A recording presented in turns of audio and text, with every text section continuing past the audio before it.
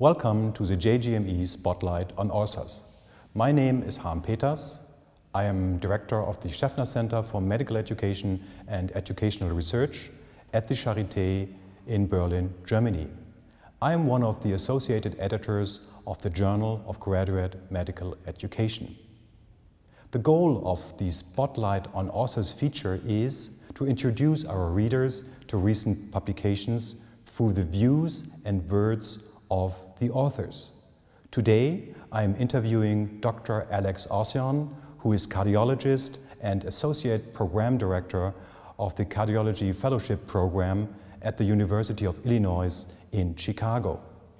He is lead author of the article Mind the Gap: Poor Representation of Medical Education Authors and Publications in Cardiology, which is published in the July 2016 issue of the journal.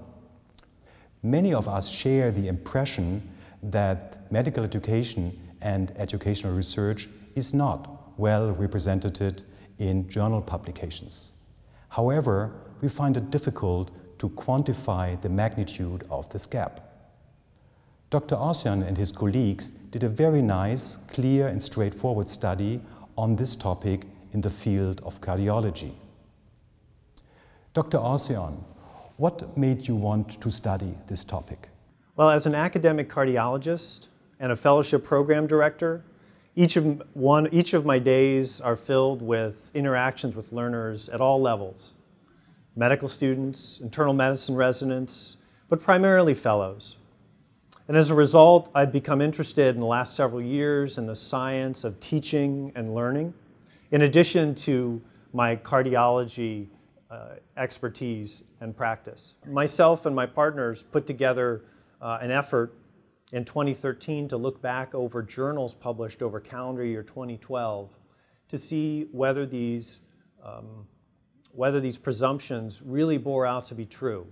And myself, another fellowship director from the University of Pittsburgh, and two enthusiastic internal medicine residents went through the table of contents and abstracts of every single article published in the top 26 impact factor cardiology journals and the top 25 general medicine and medical education journals to learn whether these numbers that we found would match what we presumed to be the case. Dr. Orsion, what are the most important and interesting findings of your study? So our findings were interesting, but frankly not surprising.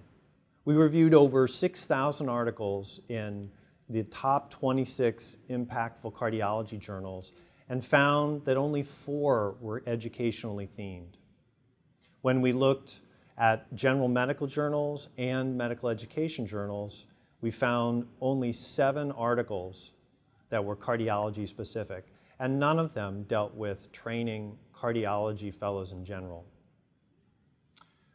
Within all of the authors that we tabulated among medical education journals, there were nearly 5,000, and only 25 were trained cardiologists. And then lastly, when we reviewed the mission statements of all the top impact factor cardiology journals, we found the word education appeared only once in a single journal. So this to us indicated that there's a huge gap between the research and publication of cardiology clinical trials and translational research and the research and publication of original scholarship focusing on training of cardiology fellows. Very interesting.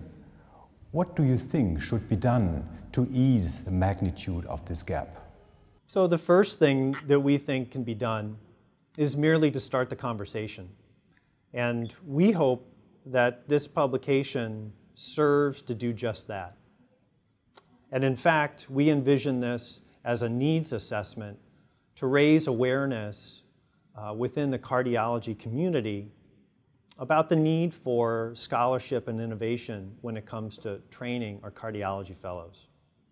Now, there are clearly talented and enthusiastic educators within the cardiology community, so we need to find ways to organize them and leverage their strengths. Dr. Ossian, thank you very much for discussing this interesting research today, and best wishes for your future work.